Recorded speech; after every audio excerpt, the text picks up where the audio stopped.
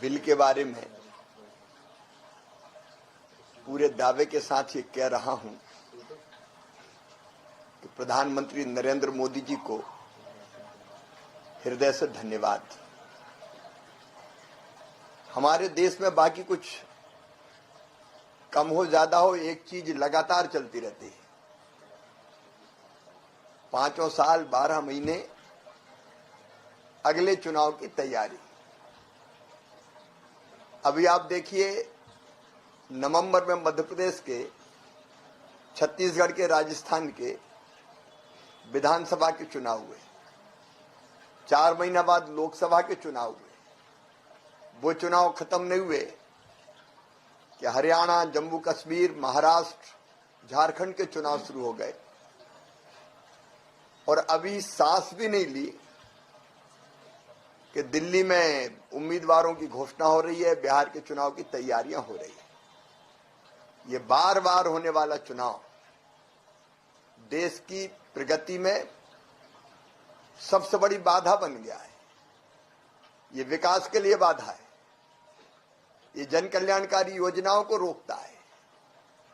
सारे नेता, चाहे प्रधानमंत्री जी हों, केंद्रीय मंत्री हों, राज्यों के मुख्यमंत्री हो, सांसद हो, विधायक हो, सब चुनाव की तैयारियों में लगे रहते हैं। जिन राज्यों में चुनाव नहीं होता, वहां भी दूसरे राज्यों के कार्यकर्ता जाते हैं, नेता जाते हैं, और केवल नेता और कार्यकर्ता नहीं जाते, ऑब्जर्वर बन के दूसरे प्रदेशों के अधिकारी वहां पहुंचते हैं।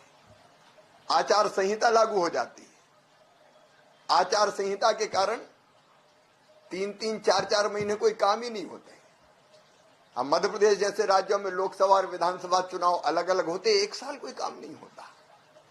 और फिर जब चुनाव होते हैं तो चुनाव में खर्चा भी होता है।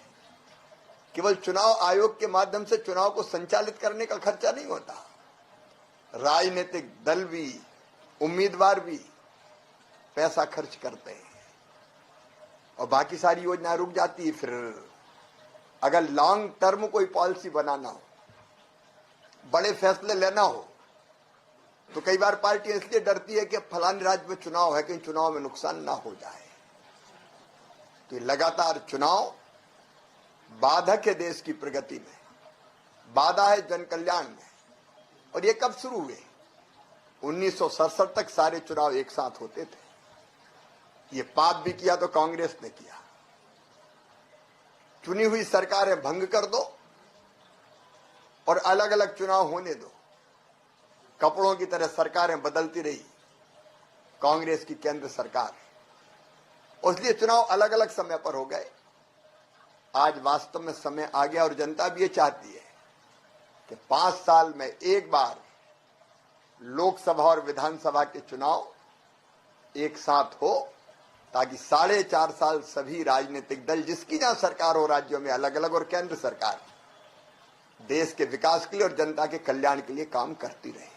अगर आप ये वीडियो YouTube पर देख रहे हैं तो हमारे चैनल को सब्सक्राइब करें और बेल आइकन को दबाना ना भूलें। अगर आप Facebook पर ये वीडियो देख रहे हैं तो हमारे पेज को लाइक करें।